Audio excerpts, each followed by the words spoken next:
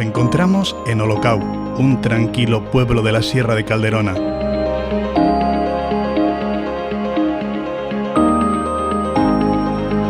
En pleno centro nos encontramos esta acogedora casita. ¿Os ha gustado el entorno de este maravilloso pueblo? Si me acompañáis os enseño la casa.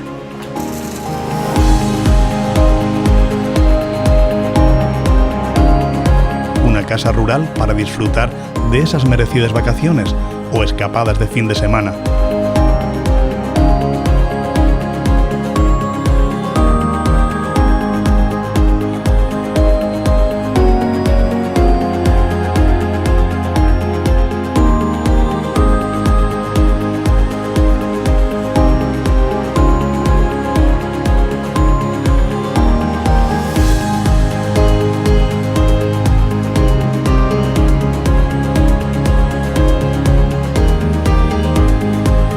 En la zona encontrarás muchas actividades que te permitirán conectar con la naturaleza.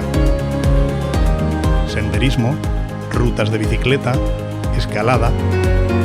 Podrás visitar un pueblo íbero, el castillo.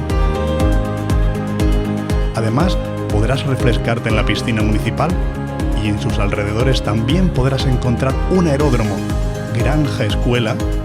Tendrás mucho que descubrir y explorar. Un encantador lugar.